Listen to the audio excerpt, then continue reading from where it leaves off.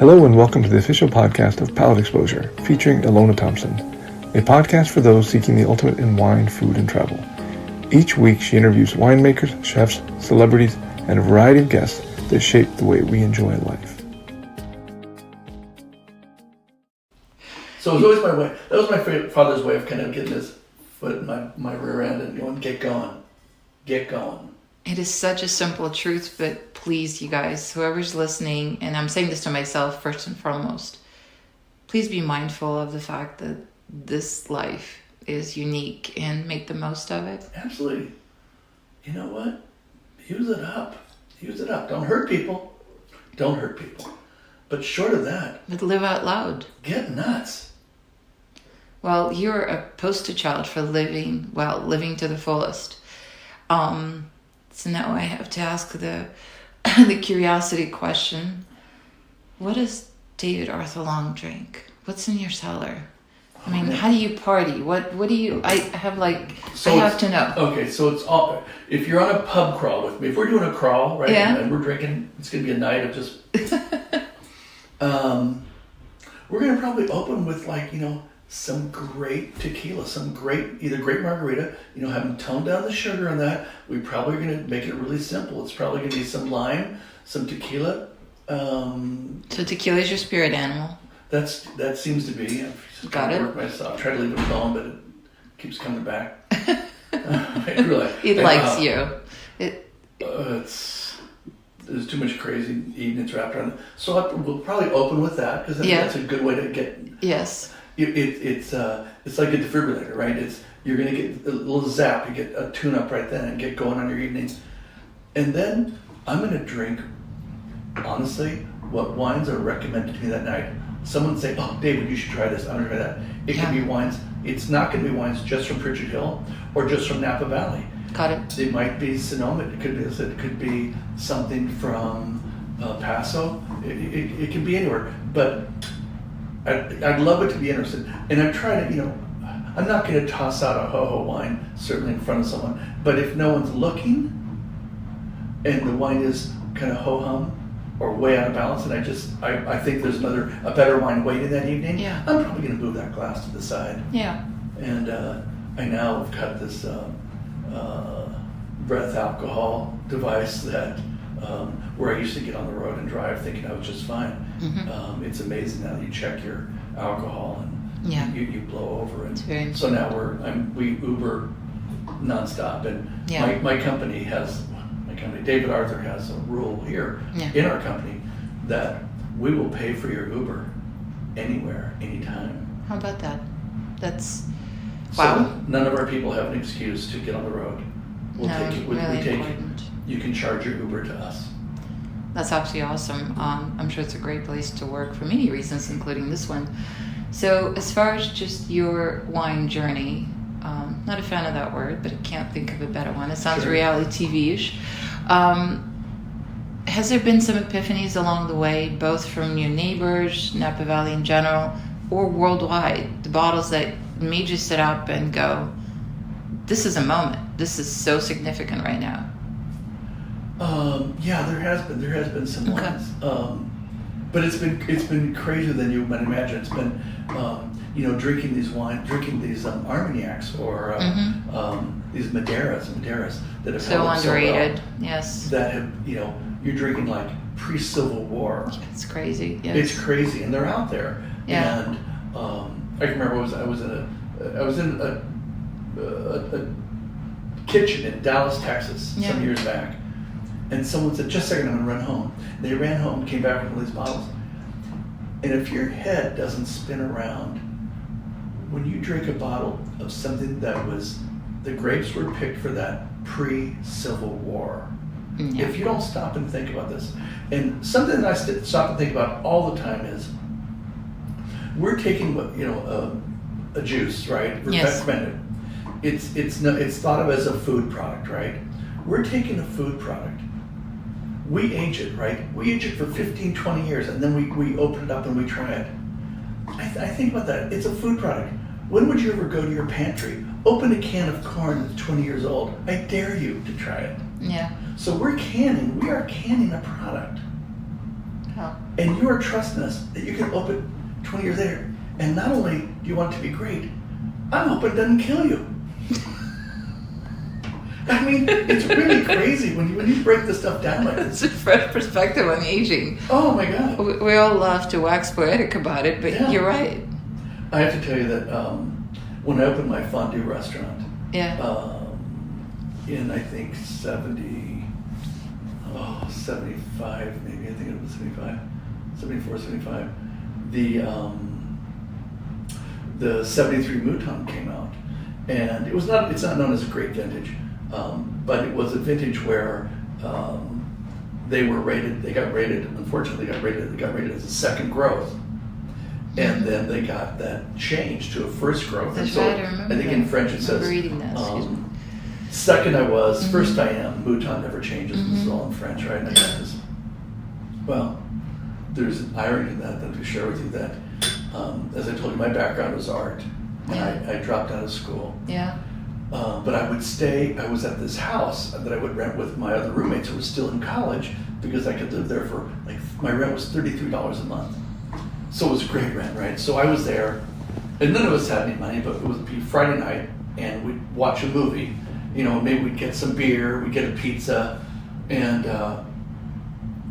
we're watching this movie this particular night called A Picasso Summer.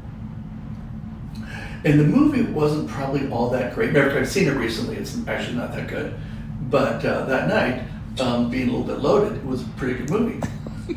And so we're watching this movie, A Picasso Summer.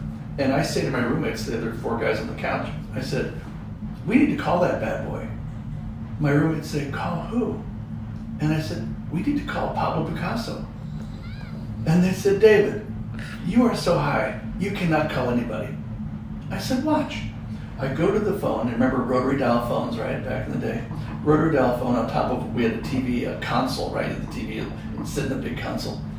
And I go to the phone, and I get operator, and then I get overseas operator, I get information for Paris, France, and all this is going through, right? And my roommates are looking like I'm crazy. And when I get information for Paris, France, which I'd heard that's where Picasso was living, I asked that information. I said, yes, could I please be connected to Pablo Picasso's house? Mm-hmm. They say, one moment, please. Mm-hmm. The phone rings at Pablo Picasso's house. A woman answers, and she says, oui, monsieur. I didn't know what to say, so I said, yes, this is David calling for Pablo. What are you going to say, right? So she says, oh, Monsieur David, I must tell you that Pablo is so sick, he cannot come to the phone right now. I said, would you do me a favor? She says, yes, what is it? I said, would you please just go and tell Pablo that David called?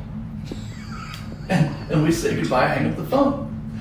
The next morning, outside on the stoop of my house, morning paper, Pablo Picasso dies. Oh my God. I may have been the last phone call to Pablo Picasso.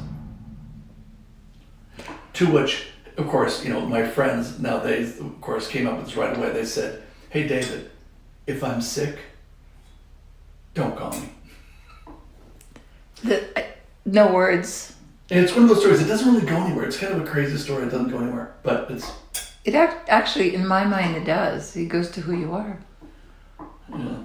You do things that make sense to you, and then the rest of us realize that's true leadership. When you do things that make sense to you, and the rest of us are sitting here ruminating over it, or having a negative conversation with ourselves, just getting up off your butt and doing, that's a big deal.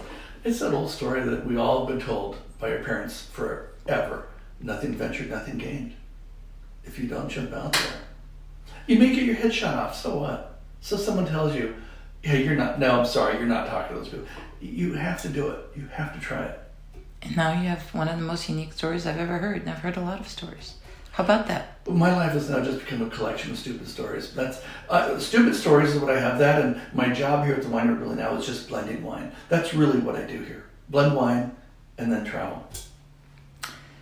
Well, speaking of blending, I would be remiss if I didn't taste at least one of your wines with you, because I'm dying to hear your commentary.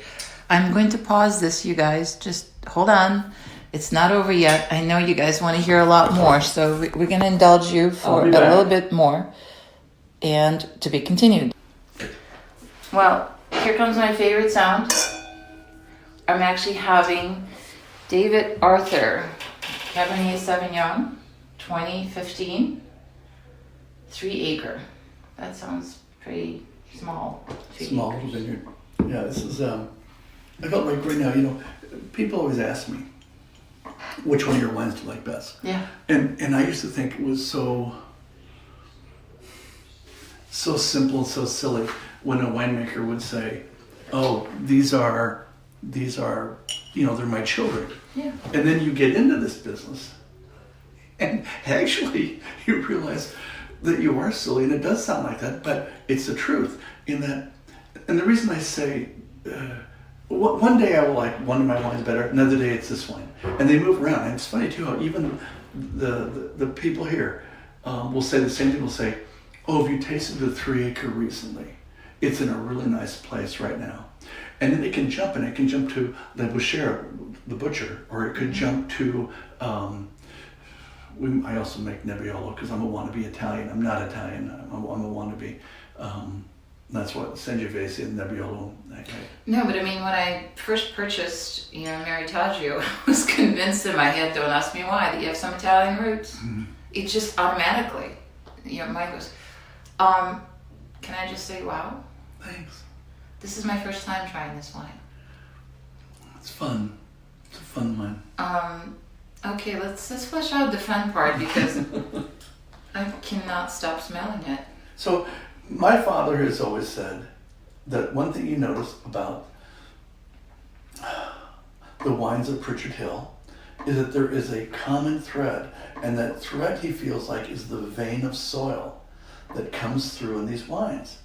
And I would hear this from my father too, over and over again, in my life, my younger life. And I've come to realize that it's true. Whether I'm, if I'm drinking my wine or I'm drinking the Chapelet wines, and they feel the same way. There is a commonality. There's a thread.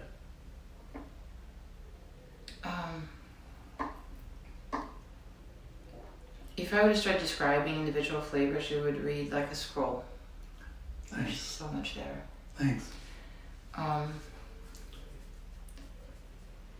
There's a level of tension and concentration that is uncommon. Thank you for saying that. It's in making these wines, I've learned that you can go way out there and get them so they're just super tannic and and telling your customer that, oh, lay this wine down for 20 years.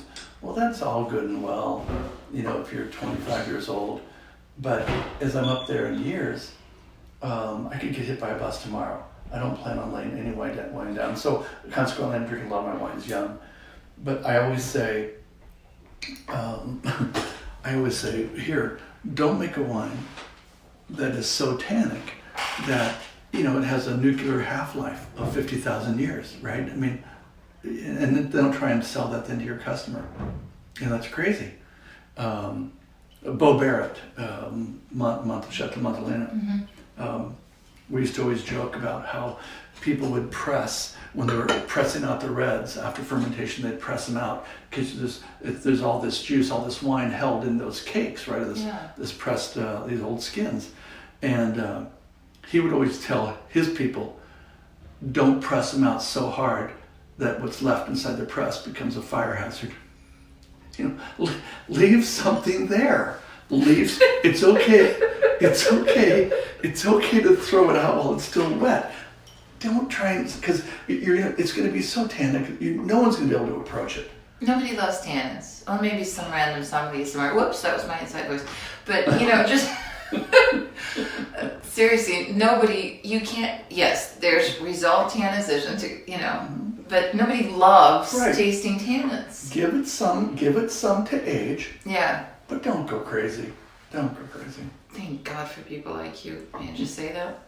It's like drinking sanity, but it's also the level of power, just sheer power in this wine. You harnessed it and you framed it beautiful, but it's a force to be reckoned with. Do you know that I haven't heard that term power for a long time? There was a gentleman from Austria that actually I became friends with. He came over my road was a dirt road. Yeah. And Edward Erler is his name. He lives in Switzerland, and he would come every year for a visit, and he would say to his friends, and of course, I guess this would have been in German, and he would say, the power in these wines, the power. Are you seeing the power? And I said, what are you saying? He goes, David, your wines, there's so much power. But I haven't heard that until you said that, and so I went right back to that memory. So there's a physicality to this wine that, you just have to step back, and it's like this formidable creature that you just kind of relate to in a different way. No, thank you. No, thank you. I am kind of sad now that's the first time I'm trying this bottling, because it delivers more than I can actually articulate. This wine, it says in the bottle, Cabernet Sauvignon. There'll be a little Cab Franc in this, maybe a little Merlot. We'll play with it, move that around. It's primarily Cabernet Sauvignon in a big way. There was a story behind this. We make a wine, of course, Elevation 1147, that is 100% Cabernet. It goes into New French Oak every year, and that's its program. And it's from my favorite spot in the vineyard. Yeah. That did not say Cabernet Sauvignon on it. It just says Elevation 1147, right. But it's 100% Cabernet. Okay. Then I had a wine that says Cabernet on it, but it actually could be Cabernet and maybe the addition of something else. And it was Niall that came to my office one day and he said, do you realize the confusion we're putting out in the marketplace? I said, what are you talking about? Of course, I always want to go to, there's no confusion. He says, no. He says, do you know what, are you seeing the confusion out there? I said, what do you mean? He says, we have Elevation that's 100% Cab, but doesn't say Cab on it. Then we have Cabernet Sauvignon that can have Cabernet. Well, it has Cabernet, but then also might have Cab Franc or Merlot in it. And I went, oh my God, yeah, there is. One does not say Cabernet, but in fact it's 100%. I said, are we still making that Cabernet from our little 3-acre vineyard? Yeah. He says, yeah, we are. I said, then let's put that on the label. So now this says right down here in the bottom. Yes, it does. 3-acre. You guys, the nose in this wine, it's just about every floral and fruital. I mean, it's everything. Thank you. It's like a symphony. Yeah. This is a voodoo wine. This is starting to mess my head up, because this transcendence is happening from what we discussed, which is a fermented grape beverage, to a complete conversation. It's something that, I want people to enjoy this in however it fits into their lifestyle. Whether you're having this and, you're out to dinner and it happens to be that, I hope it pairs well with the food. Yeah. If you're just having a glass of wine at home, I want it to be an enjoyable glass. It should be good on its own. Absolutely. Shouldn't have to be paired with food to be good. Hope it's still good. Thank you for that. One of the things that I have learned, one more thing, add this to the stack of things. If you are, someone pointed this out, I have no original information. This is all stuff I've knocked off in my life. Yeah, but nobody does. Nobody reinvented. we all think we do, but it's all been done. So maybe I'm in that group. Someone said to me, have you ever noticed how you have a bottle of wine, you open a bottle of wine, you and your spouse, your significant other are having a glass of wine, and if you're in love with each other and it's great, the wine tastes pretty damn good. Mm-hmm. That same wine, if you come home and she's upset about something, you're upset about something, either one of you is upset, or you're ticked off about something that's happened, you're just generally in a bad mood, that wine is not near as good. it's not near as good. Yes. It doesn't have that same flavor profile. Yeah. And so because of that, I've always said, if you're in a fight, drink someone else's wine. That's awesome. Wait a while. Wait till things calm down. Wisdom number 2. Wisdom number 1 is this is reflection of you in that moment in time. Not just you exclusively, but you interacting with other people, somebody you love, somebody you care for, somebody you respect. This wine, I mean, forget taste that kind of points. That sounds so trite and silly. It's not a matter of perfection. It is a perfection. It's not definable, but that conversation with you and this wine that, you know, frames it so beautifully, it's a culmination of so many emotions and so many steps that you've taken, that the idea of having a glass of wine teach you about yourself. It's a powerful medium. I've always thought that it was. I've always thought, you think about, in this case, this is a 2015, it's not real old, but, you know, what were you doing 4 years ago on April 20th, or we're the 20th today, 21st? You know, what were you doing 4 years ago? I look back to times like that, and I can't help it. And it's stuff that I love is how wine can take you back to that day, to that time. You know, and hopefully it's a happy time. Hopefully, you know, I'm not talking to someone that was, you know, their father died that year, or but still you can go back and go, oh yeah, you know what? That summer, you know, it would have been about harvest time that year. You know, my family, we were up boating, or we were on the lake, or oh my God, you know what? We cooked the best meal ever, and we had this. And we opened a bottle of wine then, or we had your wine. Or it just is. It's such a faithful companion in a way. All you have to do is just let it come to your table. Yeah, just enjoy people. You know, the best wines are had with good friends.